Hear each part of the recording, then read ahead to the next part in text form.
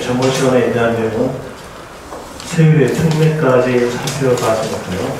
이제는 취득 시기에 대한 내용을 살펴볼게요. 취득 시기에 대한 내용은 몇 페이지에 나오냐면 390페이지에 나와요. 390페이지에서 4번 취득 시기 나오는데 여기에 대한 내용 좀 이따 보기로 하고요. 그리고 전번 시간에 배웠던 내용 복습합시다. 새로 오신 분은 복습되기 아니라 예습으로서 듣고 있다고 하고요. 그리고 어차피 1월달에 여기에 대해서 새로운 말씀드릴 테니까 예습 차원으로서 듣고 있다고 하면서 들으시면 될 거예요. 이제 복습하는데 처음부터 복습합시다. 페이지에 대한 건 368페이지에서 국세나 지방세나 구별에 대한 것서 국세, 국가가 징수하는 세금에 대한 내용으로서는 소득세, 종합부동산세, 인지세로 배우고요. 그리고 보통세와 목적세 구별인데 보통세란 말은 용도를 정하지 아니하고 아무 용도나 사용될 수 있는 세금들을 보고 보통세, 용도를 정해놓고 정해진 용도에만 사용되는 세금들을 보고 목적세 이렇게 나오는데 그 구별에 대한 내용은 목적세를 배워가지고 목적세에 들어가지 않은 것은 보통세 하시면 돼요. 국세에서 목적세에 대한 내용은 교육세, 교통에너지 환경세, 농어촌 특별세, 농어촌 특별세가 국세에 대한 거 아시고요. 그리고 지방세에 대한 내용으로서 도에 속한 세금은 취득세, 등록 면허세인데 취득세는 특별시 광역시까지 포함되고요. 그리고 시, 군, 구세로서는 재산세, 특별시, 광역시, 도의 목적세로서는 지방교육세, 지역자원, 시설세 되고 그리고 지자체가 소유자에게 보유했을 때 과세는 세금에 대한 내용으로서는 재산세, 하나 더 보태면 지역자원, 시설세, 국가가 소유자에게 보유했을 때 과세는 세금에 대한 내용으로서는 종합부동산세 있었고요. 그리고 뒷페이지에서 371페이지에서 5번 과세 편입에 따른 분류, 과세 편입이 가액으로 되어 있으면 종가세, 과세 편입 수량으로 되어 있으면 종양세다 이렇게 나오는데 그 구별에 대한 내용으로서는 종가세도 택할 수 있고 종양세도 택할 수 있는 세금을 외워두고 거기에 해당되지 아니한 세금은 종가세 하시면 됩니다. 거기에 대한 내용으로서 종가도 택할 수 있고 종양도 택할 수 있는 세금에 대한 내용으로서는 등록 면허세, 인지세, 지역자원 시설세 이걸 제외한 나머지 세금은 과세편의 가액인 종가세다. 그리고 등록 면허세 문제에서 말소 등기 아니면 변경 등기 이 말이 있으면 그때는 건당 6천으로서 과세다로 하시면 되고요. 그리고 뒷페이지로 가져서 372페이지에서 이 가로 부가세, 부가란 말은 붙이는 세금, 혼자서는 과세하지 못하고 남의 세금에 붙여서 징수하는 세금에 대한 내용으로서는 농어촌 특별세, 지방교육세가 있다. 그리고 취득세에 붙여서 징수하는 세금으로서는 농어촌 특별세, 지방교육세, 등록면허세에 붙여서 징수하는 세금으로서는 지방교육세, 감명받았을 때는 농어촌 특별세, 재산세에 붙여서 징수하는 세금으로서는 지방교육세, 종합부동산세에 붙여서 징수하는 세금으로서는 농어촌 특별세, 양도소득세에 붙여서 징수하는 세금으로서는 감명받았을 때 농어촌 특별세가 붙는다 이렇게 나와주고요. 그리고 이 페이지로 가셔서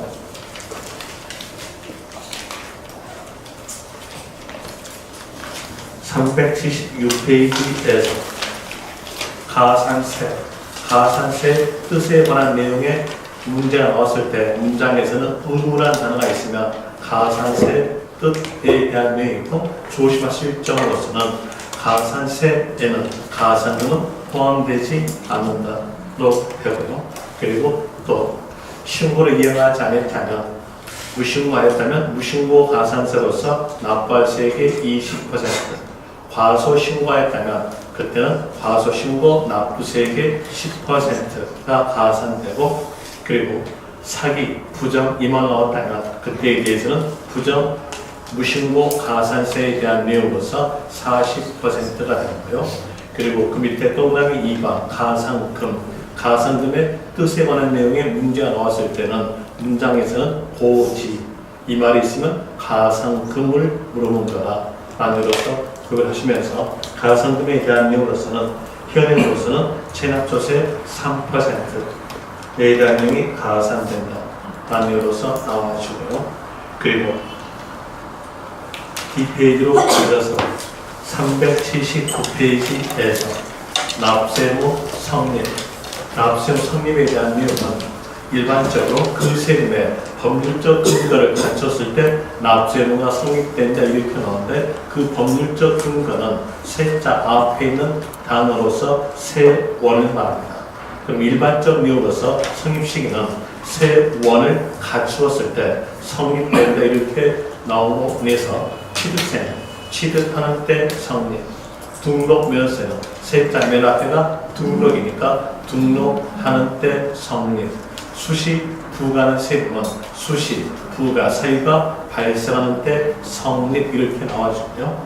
그리고 부는 본에 따라간다 라는 데로서 법이 만들어지니까 아까 했던 부가세인 농어촌 특별세, 지방교육세, 가산세에 대한 내용으로서 성립시기를 물어본다면 문장상에서는 세의 납세무가 성립하는 때 이 말이 있으면 맞다 라는 데로서 하시면 될 것이고요.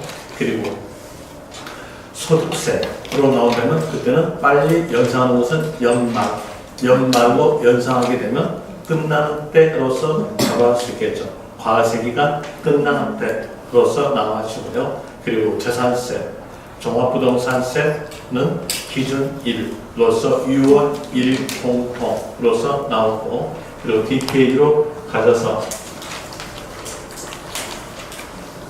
380페이지에서 납세무 확정이라는 말은 세 산정을 말하는데, 세 산정에 대한 내용으로서 방법은 두 방법 중에 하나는 신고, 하나는 결정. 신고란 말은 납세 의무자의 신고에 의해서 세액이 정해진 경우를 말해주고, 결정이란 말은 과세권자가 세액을 산정해서 거기서 발부된 것이 결정인데, 그 구별점에 대한 내용은 보유세금은 결정, 보유외 세금은 신고입니다.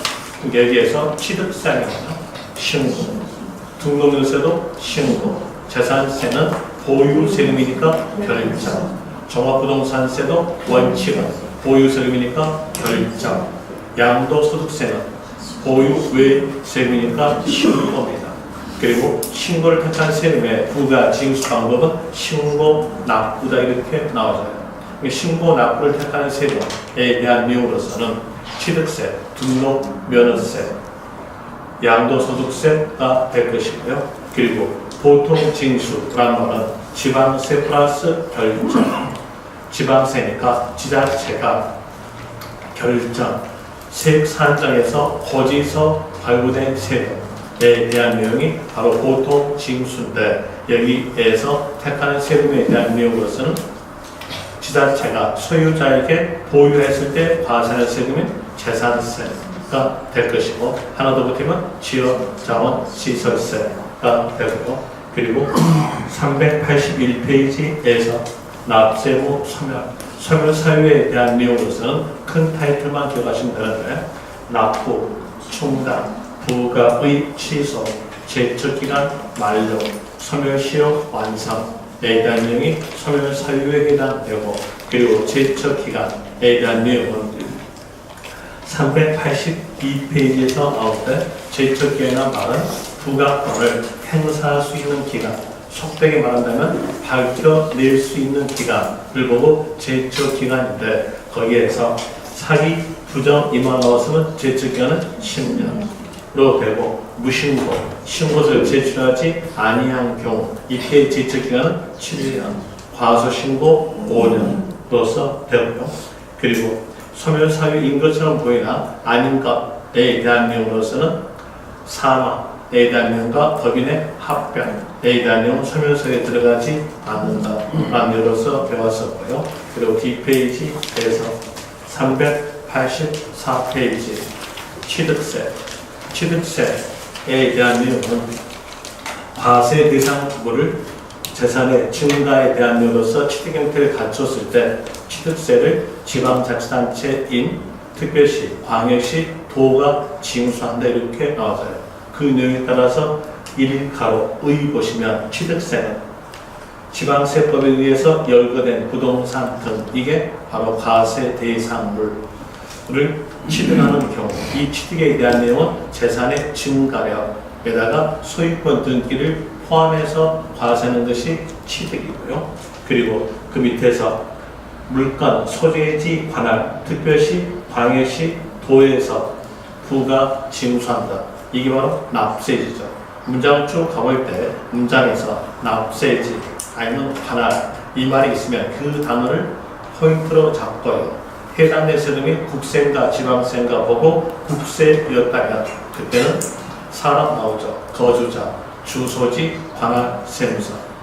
지방세 때는 물건 넣으면서 소재지. 그럼 여기서 볼 때 이 취득세에 대한 내용이 지방세니까 물건 나오겠죠. 취득, 물건, 소재지. 그리고 취득세가 특별시, 광역시, 도에서 부가 징수하니까 특광, 도 이렇게 나와주고요.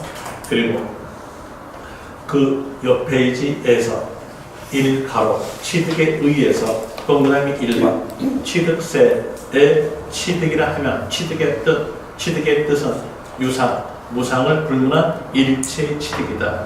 유상 취득도 과세고 무상 취득도 과세, 원시 취득, 취득으로 보는 경우인 간주 취득도 과세다. 이 내용을 거기에서 알려주고 있고요. 그리고 동그라미 2번에서 세법의 가장 기본적 내용이 사실과세입니다. 사실과세에 대한 내용으로서 등기, 등록에 관계 없이 미등기에 대한 내용도 과세다. 무허가도 과세다. 이렇게 배웠었고요. 그리고 뒷페이지로 가져서 387페이지에서 동그라미 2번의 과세 대상, 이 과세 대상에 대한 내용은 과세 대상물을 말하면서 이 과세 대상에 대한 내용은 어차피 법에서 정해진 거니까 암기할 수밖에 없는데 이 내용을 외울 때 이렇게 외웠죠. 부차중, 배 타고 비행기 타고 광어, 잡자, 부동산, 차량, 중장, 비니까 끝에 비자 넣음으로써 기계, 장비, 배 타고 선박, 비행기 타고 항공기, 광어잡자, 광어권, 어업권 조심하실 점, 광어권, 어업권 조심하십시오. 취득세의 과세 대상물에 대한 내용으로서 혼자 나온 것은 취득세에서는 광어권과 어업권만 들어갔다. 결과적 내용으로서 말씀을 드리면 해운권을 뺀 끝에가 혼자 나온 것은 취득세에서는 광어권과 어업권만 해당된다. 포함된다. 라는 내용으로서 아시고요. 그리고 종합적으로 종합칠수물 해용권, 입 벌리고 임목, 콘도, 위념 해용권, 골프 해용권, 승마 해용권, 요트 해용권에 대한 내용이 과세 대상물로서 해당되고 그리고 그 밑에서 3번 납세 의무자, 취득세 납세 의무자는 사실상 취득자다. 사실상 취득자에 대한 내용으로서 등기, 등록을 이행하지 않더라도 사실상 취득한 경우는 취득으로 보아서 취득세를 과세한다. 라는 내용으로서 나와주고요. 그리고 이 가로로서 볼 때 차량, 기계장비, 선박, 항공기에 대해서는 수출을 증대하기 위해서 원시 취득은 과세하지 않고 승계, 취득에 한해서 과세다. 라는 내용으로 배웠었고요. 그리고 그 밑에 1가로 주체, 부조부 취득자에 대한 내용으로서 포인트된 단어만 말씀을 드리면 문장을 쭉 가볼 때 설비 이 말 나오고 뒤에서 하나가 되어 이 말로 연결됐으면 바로 끝만 가시면 됩니다. 끝말에서는 주체, 부조부 취득자가 함께 취득한 것으로 본다. 이렇게 나왔죠. 만약에 설비만 나오고 하나가 되어 이렇게 연결되는데 끝말에서 주체, 부조부 취득자가 함께 취득 이 말이 없다면 그건 틀린 문장이다. 라는 예로서 구별하시면 될 것이고 이 가로에서 토지 지목 변경 이렇게 나왔을 때는 가액의 증가분을 취득으로 본다. 그리고 납세 의무자라고 물어본다면 소유자가 납세 의무자. 그리고 4 가로 연기 소유 이만 넣으면서 뒤로 쭉 가가지고 임차의 수익 이만 넣었으면 납세 의무자는 수익자가 되는 것이고요. 5 가로에서 상속일 때에 납세 의무자를 물어본다면 상속인 아니면 상속인 각자로 되고 그 옆 페이지에서 6 가로에서 문장 쭉 가볼 때 조합 2만 넣으면서 바로 옆에서 조합 원용 이렇게 나왔다면 납세 의무자는 조합 1이 취득한 것으로 본다로 되고요. D페이지로 가져서 395페이지에서 6번 세율에 대한 내용으로서 먼저 표준세율. 표준세율은 일반적 명의 세율에 대한 내용으로 외울 때 이렇게 외워뒀죠. 1000분의 20은 고정화된 숫자니까 어차피 1000분의 20을 머릿속에 넣어주고 그리고 거기에다가 더하는 숫자로서 이렇게 외워뒀죠. 38장대입니다. 38장대라면 3, 8, 10, 20 이렇게 해서 숫자가 또 올랐으면 3하면 상속부터 시작. 상속 농지 치대전 3에다가 1000분의 20을 더하니까 1000분의 23. 상속 농지 외는 8. 8에다가 1000분의 20 더하니까 1000분의 28. 유상 농지는 10에다가 1000분의 20을 더하니까 1000분의 30. 유상 농지 외는 땡이니까 따로 1000분의 20 더하기 1000분의 20으로서 1000분의 40으로서 나와주고요. 그리고 396페이지에서 8호체 있죠. 보전, 원시, 취득에 대한 내용은 8에다가 1000분의 20을 더하니까 1000분의 28로 되고 그리고 증여 이만 나왔으면 이 단어 보자마자 빨리 연상해서 또 오는 숫자는 광복절 8월 15일 또 오르면서 비영위사업자 단어 있으면 8에다가 1000분의 20을 더함으로써 1000분의 28 비영위사업자 단어 없이 단순하게 증여 이렇게 나왔다면 그때는 15에다가 더함으로써 1000분의 35로 되고요. 그리고 3분대가 분할 이 단어 있으면 3에다가 1000분의 20을 더함으로써 1000분의 23이 표준세율 되고요.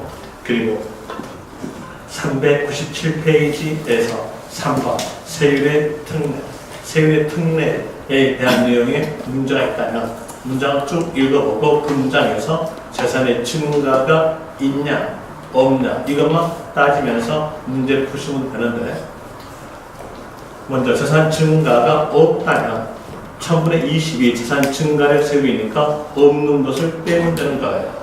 표준세율에서 재산 증가에 대한 세율이 중가 기준세율을 뺀다로 되고요. 그리고 또 재산 증가만 있다면 중가 기준세율이 적용된다 이렇게 나오는데 D페이지 보시면 동그라미 4번에서 분할 나오죠.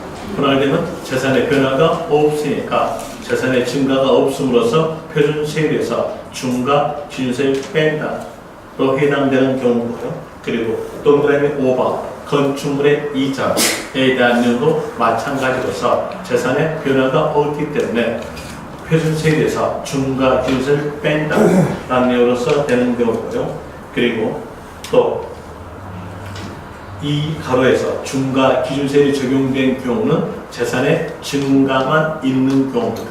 거기에 대한 내용으로서 개수는 엘리베이터 설치해야 돼요. 엘리베이터 설치했으면 재산 증가만 이루어진 거니까 세율은 중과 기준세율이 적용된다 이렇게 나와주고 토지 지목 변경에 대한 내용도 재산 증가만 넣음으로써 중과 기준세율이 적용된다 이렇게 나오죠. 여기까지가 전번 시간에 배웠던 내용의 복습이었어요.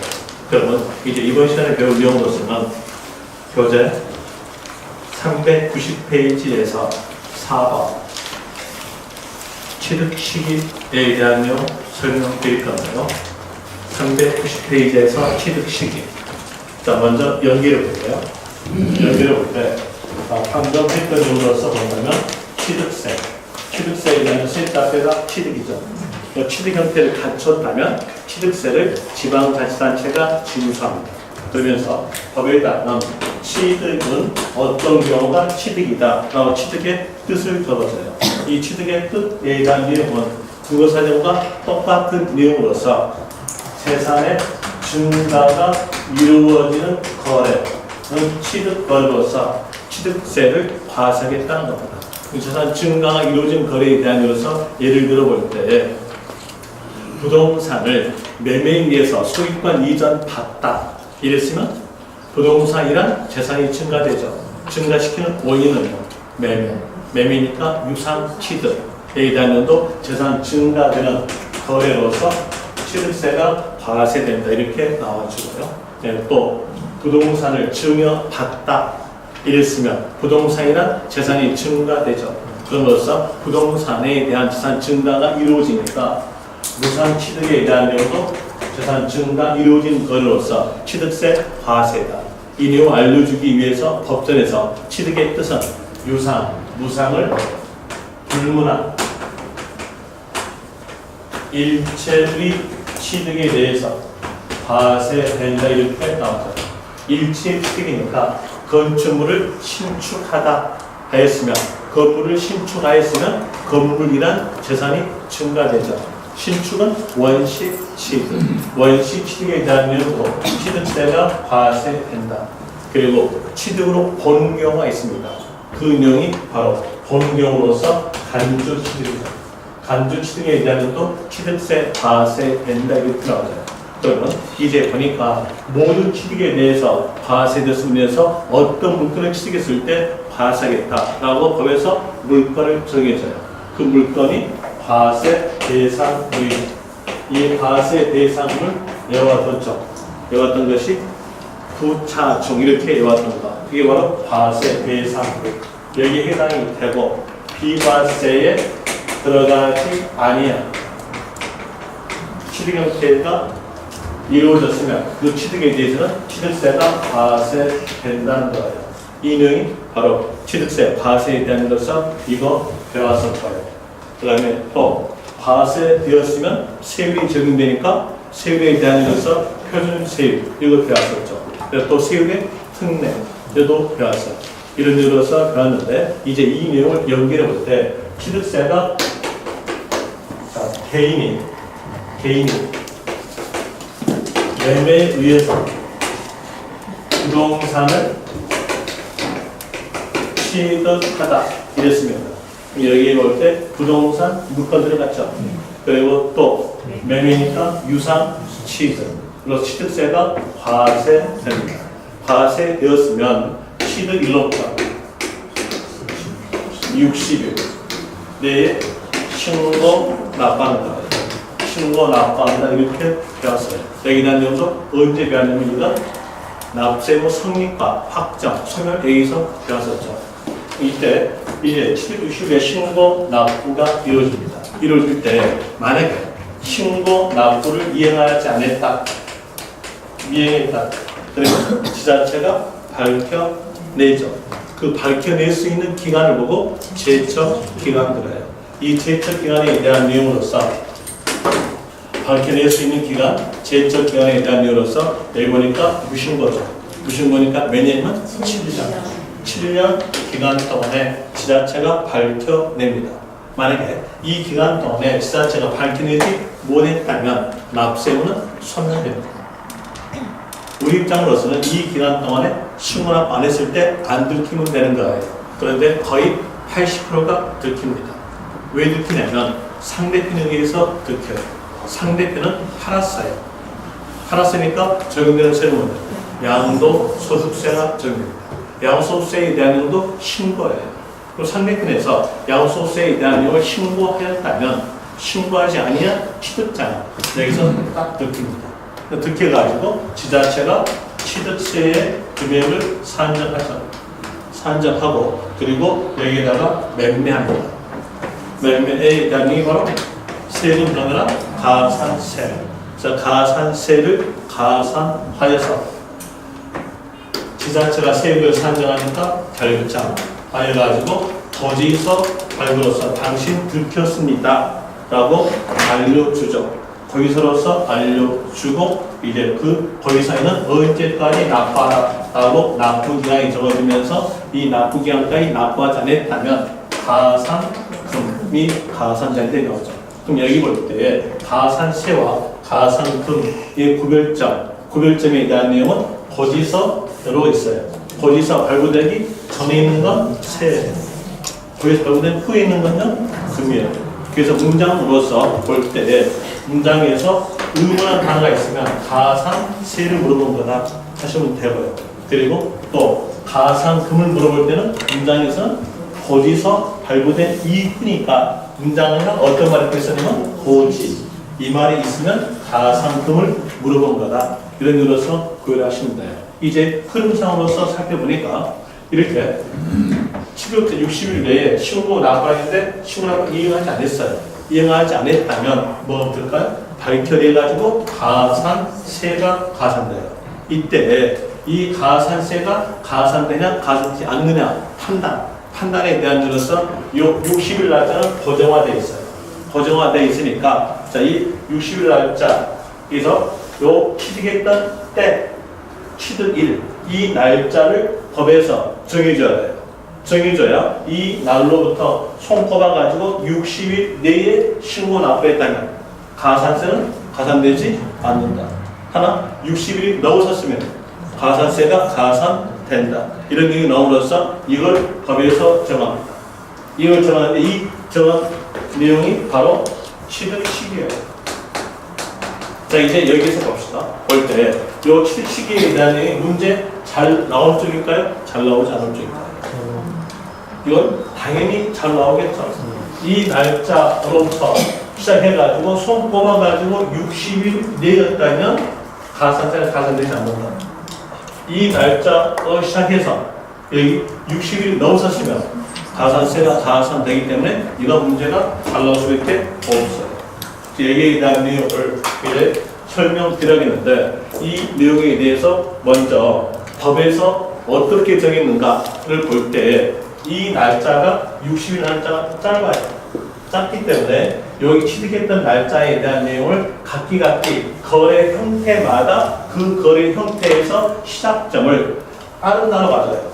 빠른 날로. 그럼 이제 여기에 대한 내용으로서는 여러분 간결하게 아는 것은 이 취득세 취득 시기는 빠른 날 개념으로 만들었다. 이렇게 하면 돼요. 뭘 만든 취지가 열 기간이 짧으니까 각 거리마다 그 특성에 의해서 앞으로 당긴다는 얘기예요. 어느 날짜다? 빠른 날짜다. 이 생각하면 돼요. 이 내용으로서 한번 해봅시다. 자, 개인 간의 매매에 의해서 부동산을 취득하다고 하였으면 매매니까 자, 계약서 상에 잔금 지급 날짜 있겠죠. 그리고 또 실질적으로 사실적으로서 잔금을 지급했던 날짜 있을 거예요. 그리고 등기 날짜 있습니다. 그럼 이 세 날짜 중에서 빠른다고 한다는 얘기예요. 자, 이제 볼 때 이 계약상 잔금 지급 날짜와 사실상 잔금 지급 날짜가 같다 하면은 큰 이상이 없어요. 그런데 다른 경우가 종종 있습니다. 그 내용 때문에 여기서 법이 나오는데 한번 이렇게 가정해보죠. 계약상 잔금 지급 날짜가 6월 1일 날짜다 해보고 그리고 이 6월 1일 날짜에서 실질적으로 잔금을 줬다면 같죠. 같으니까 큰 문제가 없다는 얘기예요. 그런데 종종 어떤 사람들은 자기의 부득이한 사정에 의해 가지고 사실상 잔금 지급 날짜를 늦게 준 사람이 있어요. 늦게 줬다 합시다. 그때 7월 1일 날짜에 보죠. 그리고 등기 날짜는 7월 15일이었다. 이렇게 합시다. 이랬을 때, 자, 여기에서 이 사실상 잔금 지급 날짜에 대한 내용을 과연 지자체가 믿어주겠는가, 믿어주지 않겠는가 판단해 봅시다. 믿을까요? 안 믿어요. 왜? 개인 간이니까 서로 간에 입맞춤이에요. 그래서 입맞춤함으로써 얘기에 대한 내용을 변경할 수 있거든요. 그렇기 때문에 이건 지자체가 아예 믿어주지 않아요. 보도 않습니다. 얘기에 대한 내용은 아예 보지 마세요. 보지 말고 원인 아셨죠? 입맞춤이니까요. 그럼 얘기하죠. 안 보면 어느 날짜가 빠를까요? 여기에서 6월 1일 계약상의 잔금 지급 날짜가 빨라요. 그래서 여기에 대한 면에서 개인 간에 매매에 의해서 부동산 취득했을 때 이 경우에 취득시기는 계약상의 잔금 지급 날짜.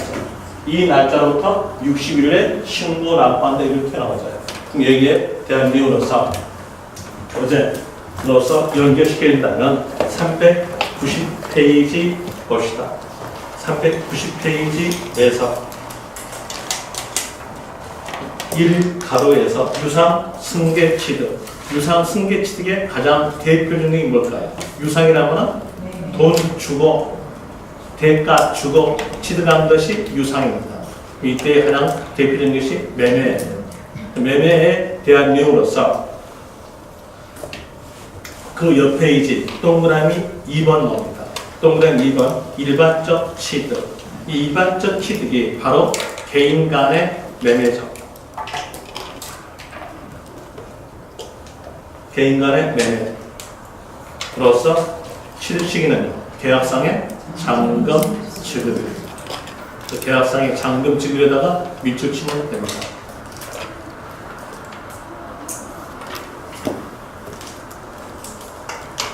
그리고 390페이지에서 동그라미 1번 봅시다.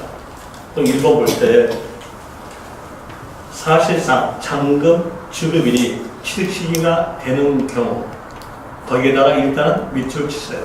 설명을 곧 드릴게요. 그리고 그 밑에 줄에서 다음에 해당하는 유상 승계 취득의 경우에는 계약상 잔금 지급일에 관계없이 사실상 잔금 지급일에 취득한 것으로 본다. 어떤 경우냐면 그 옆 페이지에 있는 맨 위에 박스 기업, 미음, 디귿, 리을, 미음 나오죠. 이 경우에 대한 내용은 사실상 잔금 지급입니다. 이 경우 외에 있는 유상 승계 취득에 대한 내용은 일반적 경우로서 계약상의 잔금 지급이라 됩니다. 자, 그럼 여기에서 기업, 미음, 디귿, 리을, 미음에 대한 내용이 왜 사실상 잔금 지급인가를 봅시다. 왜 사실상 잔금 지급이냐면 상대편들이 너하고는 입맞추지 않아 이런 거래들이에요. 상대편이 입맞추지 않으니까 사실상 잔금 지급 날짜를 지자체가 미뤘다는 얘기예요. 거기에 해당됐으면 상대편하고 입맞춤이 안 되니까 뭘로? 사실상 잔금 지급이에요. 거기에 해당되지 않았으면 계약상의 잔금 지급을 이렇게 나옵니다. 자, 한번 볼까요? 자, 문장을 한번 해보죠. 국가 또는 지방자치단체로부터 유상 취득이다. 이랬어요. 이랬을 때 여기에서 상대편이 누굽니까? 상대편이 국가죠. 지자체죠. 입맞춤이 될까요? 입맞춤이 안 돼. 입맞춤이 안 되니까 여기에 대한 내용 뭘로? 사실상 잔금 지급입니다. 저희는 사실상 잔금 지급 날짜를 약칭해가지고 사잔지 그래요. 그리고 계약상 잔금 지급 날짜 약칭해가지고 계잔지 이렇게 하고요. 여기는 사잔지 해당되는 내용으로서 이게 나오겠죠. 그리고 또 있는 것으로서 볼 때 앱으로부터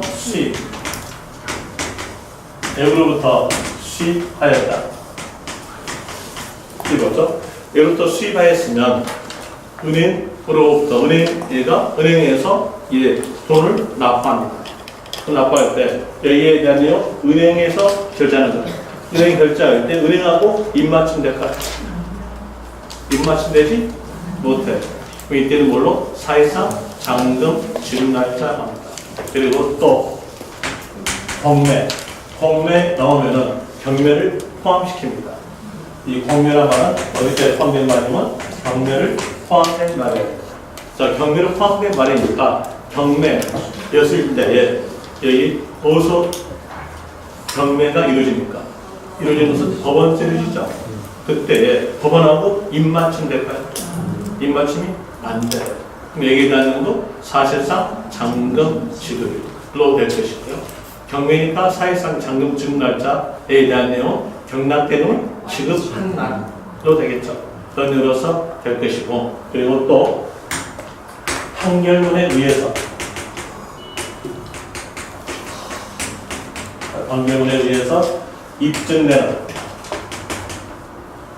입증된 경우, 판결문에 의해서 입증됐으니까 판결문은요 법원 판결을 말합니다.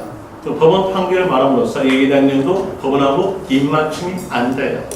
뭐로 갈까요? 사실상 잔금 지급으로 갑니다. 그리고 마지막으로서 법인 장부에 의해서 취득가액이 입증된 취득에 대한 내용인데, 여기에 대한 내용을 볼 때 법인에 대한 내용으로서 법인은 장부 작성할 때 먼저 분계장, 그리고 총계장 원장 이런 내용으로서 장부를 작성하는데 그 내용은 너무 복잡해요. 복잡하니까 간결하게 합시다. 간결하게 법인은 형체일 수 없어요. 형체 없죠. 형체 없으니까 법인하고 입맞춤 될까요? 제가 이렇게 법인하고 이렇게 껴안을 수 있어요? 안 될 거 아니에요.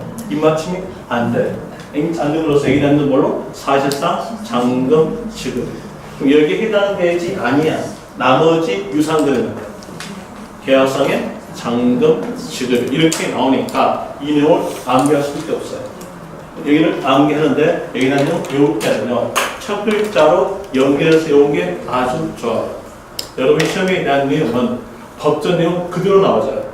법전 내용 그대로 나오니까 법전 내용 그 내용으로서 첫 글자로서 막 외우시면 돼요. 뭐 아무렇게나 외우세요. 저는 첫 글자로 외웁니다. 구, 외, 공, 판, 법 이렇게 외워요.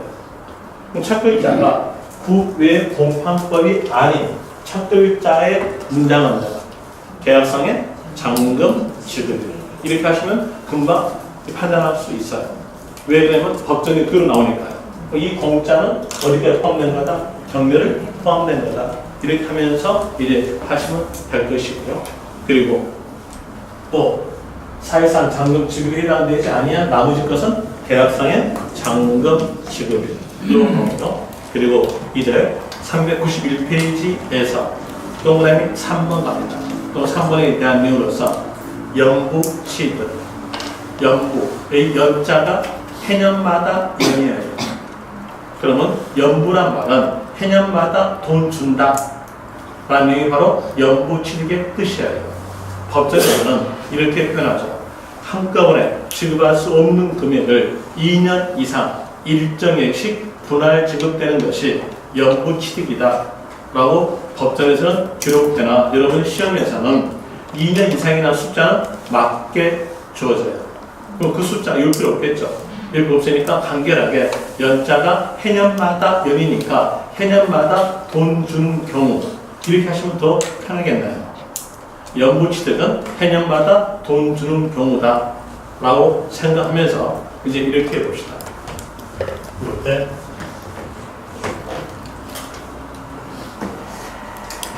이때 시점에서 내년 말 5억씩 2년간 지급하기로 하다. 그럼 이게 바로 매년마다 돈 준 경우죠. 어떤 경우일까요? 연부 취득이에요. 연부 취득 때문에서 자 이때 매년마다 2년간 5억씩 나겠으니까 1년 말일 때 5억 주겠죠. 또 1년 말일 때 5억 줘요.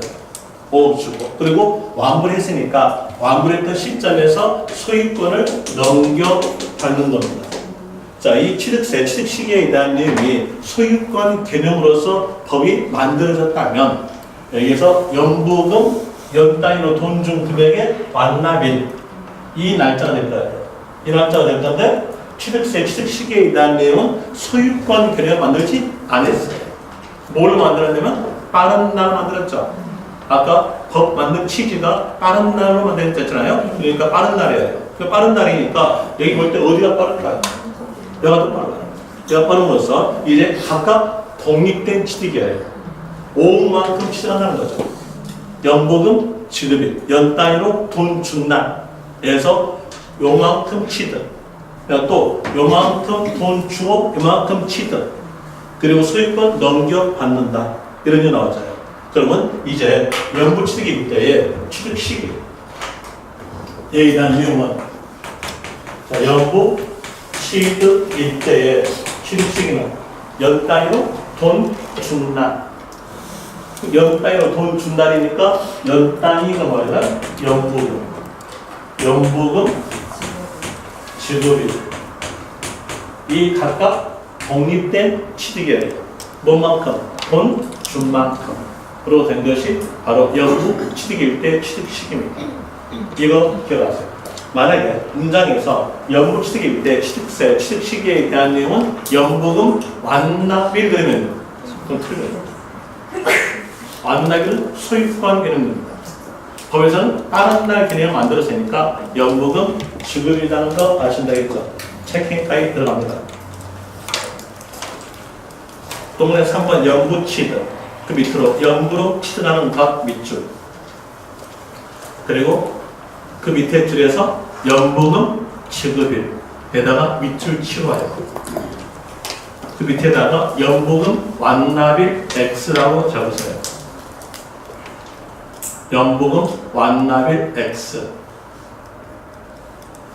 이렇게 적고 뒷페이지 갑시다.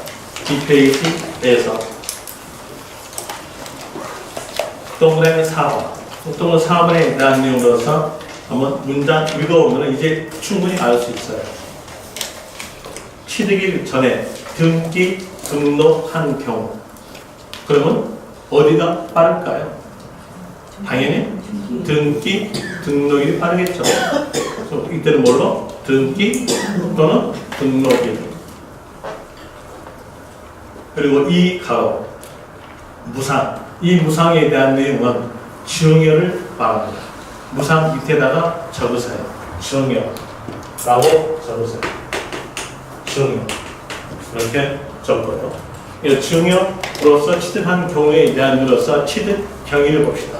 취득 경위를 볼 때에 맨 처음에 주겠다고 약속한 날짜 있을 것이고, 그리고 인도 받은 날짜 있을 것이고, 그리고 등기 날짜 있어요. 이 세 날짜 중에서 빠른 날짜입니다. 주겠다고 약속한 날짜 빠르겠죠. 그때에 대해서 취득시기는 주겠다고 약속한 날짜 계약일 됩니다.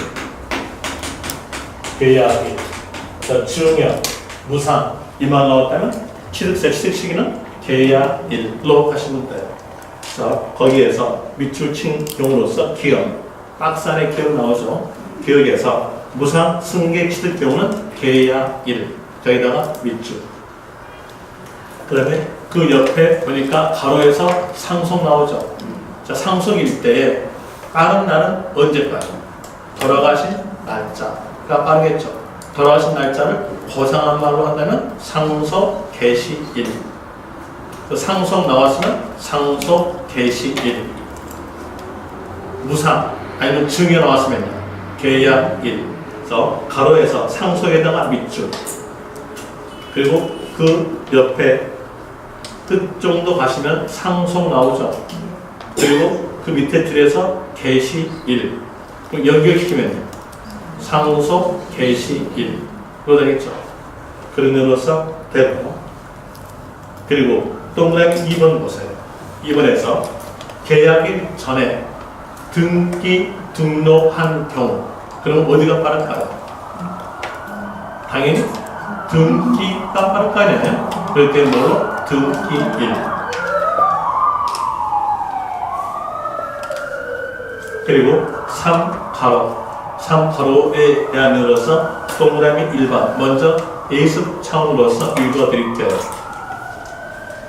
건축물을 간결 아니라 건물 생각하세요. 건축 또는 개수하여 취득하는 경우에는 사용 승인서 내주는 날 가로 빼고 연결하니까 사실상 사용일 중 빠른 날을 취득일로 한다. 이렇게 나오는데, 자, 이제 설명드립니다. 건축물을 건축. 자, 건축 앞에 허가, 뭐가 이 말 없죠.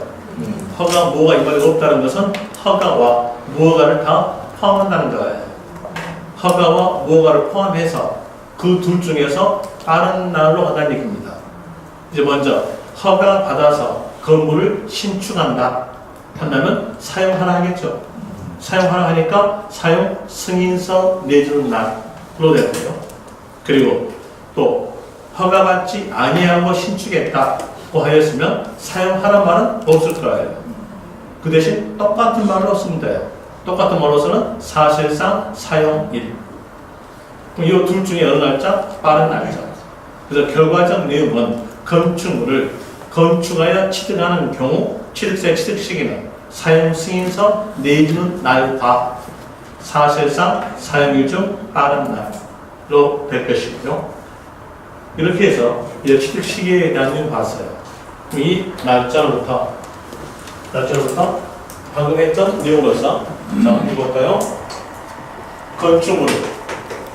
건축물을 신축한 경우 이랬으면 자, 여기서 취득세 과세다 과세입니다.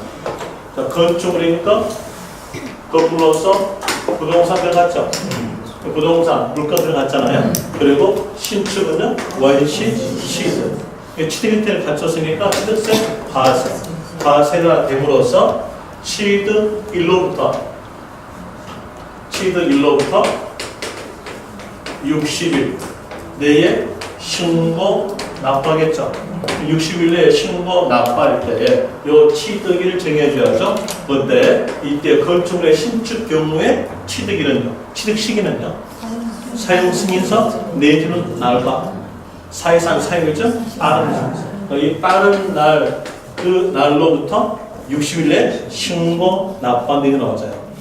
신고 납부하려면 여기에서 이제 과세 표준에다가 세율을 곱해서 세 산정해가지고 요 세 금액으로서 신고 납부한다는 얘기예요. 그런데 자 여기서 과세 표준에 대한 내용을 살펴봐야죠. 세율은 살펴봤잖아요. 세율은 아까 봤어요. 뭐 다시 해줄까요? 세율하면 취득세에서 표준세율, 일반적 세율에 대한 내용으로서 상속으로서 농지 취득이다 고 하였으면 그때의 세율은 1000분의 23 상속 농지 외일 때는 38 1000분의 28 유상 농지였다 그때는 1000분의 30 유상 농지 외였으면 1000분의 40 원시 취득은 8고천 했죠. 1000분의 28 그럼 여기 볼 때 영어로 뭐예요? 원시 취득이니까 영어로 세율은요 1000분의 28 그럼 여기 과세 표준은요 신축할 때에 소요된 비용이에요. 인건비 들어가겠죠. 인건비 그 다음에 경비 들어가겠죠. 자리 들어가겠죠. 이게 바로 취득했던 가액이에요. 신축일 때 취득 가액은 인건비, 경비 그리고 또 자재비에 대한으로서 취득했던 가액 취득가액에다가 세율을 곱해서 취득세 금액을 산정한다는 얘기예요. 이렇게 해서 신고 납부하면 되는 겁니다.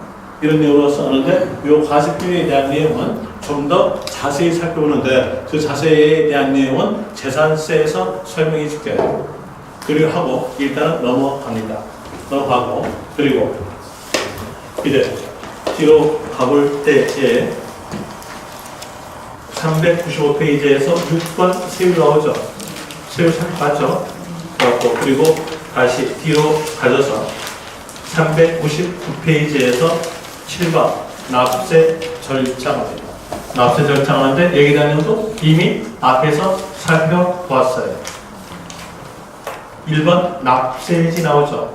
문장을 쭉 가볼 때 다시 복습해주면 납세지란 말 아니면 관할 이 단어가 있으면 이 단어를 문제 키로 잡으세요. 문제 키로 잡고 해당된 세금이 국세인가 지방세인가 보고요. 해당 세금이 국세였으면 그때는 사람 나옵니다. 거주자, 살고 있는 자, 거주자, 주소지, 관할 세무서. 지방세였다면 물건 넣으면서 소재지 합니다. 그래서 여쭤볼게요. 취득세, 국세입니까? 지방세입니까? 지방세. 지방세니까 이 밑에 보세요. 취득세, 납세지는 취득, 물건 나오죠? 그리고 뭐예요? 소재지. 소재지에다가 동그라미. 소재지. 또 취득세가 특별시, 광역시, 도에서 징수하니까 특강, 도. 거기까지만 아시면 돼요. 특별시, 광역시, 도. 그리고 도에 속한 세금은 시, 군, 구의 위, 징수자니까 시, 군, 구 나와도 맞습니다. 그 밑에다가 시, 군, 구라고 적어도 관계없겠죠. 그 다음에 2번 징수 방법, 이것도 아시겠죠? 자, 원칙은요 신고 납부다. 아시겠죠? 그리고 신고 납부에 대하여서 법에서 정해진 신고 납부 기간은요 일반적 경우에 대한 치등한 날 나오죠. 그 치등한 날 밑줄 치고요. 그 밑으로 셋째 줄 중간 보시면 부터 나오죠. 부터 60일 거기 밑줄. 그 다음에 그 문장 끝에서 신고하고 납부한다. 이게 바로 취득세의 법정 신고 납부 기간의 원칙입니다. 그리고 예외 사항 가는데 예외적 내용은 예외적 관련 단어가 있어야 그 상황이 나타나져요. 예외적 관련 단어가 없다면 원칙으로 하시면 돼요. 자, 상속입니다. 상속. 먼저 또 해줄게요. 1가로 원칙 나오죠. 그리고 저 아직 페이지 안 넘겼습니다. 페이지는 그대로 399페이지예요. 못 찾겠으면 밑에는 숫자가 399라고 적어진 것 펴시면 그게 페이지입니다. 거기에서 동그라미 밑에 1번 나오죠. 또 1번 밑으로 하나, 둘, 셋째 줄, 첫 글자가 허가 이렇게 나온 줄, 그 줄에 끝 정도 가보시면 대가로 나오죠. 대가로 옆에 상속 있잖아요. 거기다가 동그라미. 상속 단어가 있으면 이게 예외사입니다. 그 옆에 상속 개시일이 속하는 달의 말로부터 달의 말에다가 동그라미. 그리고 대가로 끝 보시면 이내에 나오죠. 대가로 이내 신고 납부한다. 이렇게 연결되는데 이제 보죠. 취득세 신고 납부. 신고 납부에 대한 내용으로서 원칙은 취득일로부터 60일에 신고 납부다. 이렇게 나와요. 그리고 이제 예외사항입니다. 자, 여기에서 60일 숫자가 나왔던 원인 아시죠? 예전에 설명했으니까 다시 더해줄게요. 60일 숫자가 나왔던 원인에 대한 내용은 취득세에 대한 내용은 재산 증가력에 소유권 등기를 포함한다고 했어요. 소유권 등기를 포함한다고 했으니까 등기법 따라가 봐야 돼요. 등기법에서 소유권 등기는 60일 내에 하라. 이렇게 했음으로써 그 내용을 받아주고 60을 한 겁니다. 이렇게 나왔고, 그리고 이제 예외사항입니다. 예외적 내용으로서 예외사항에 대한 내용에서 상속, 이 상속인 경우에 대한 내용은 상속세를 따라가도록 했어요. 상속세에서는 상속 개시일이 속한 달의 말로부터 6개월 내 신고 납부다 이렇게 했어요. 그럼 여기에 대해서 상속에 대한 내용 똑같습니다. 상속세와 똑같은 내용으로서 상속 개시일이 속한 달의 말로부터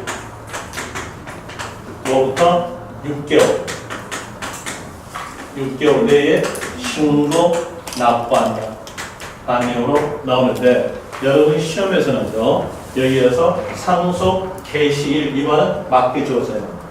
맞게 주어지니까 여기다가 포인트 잡지 마세요.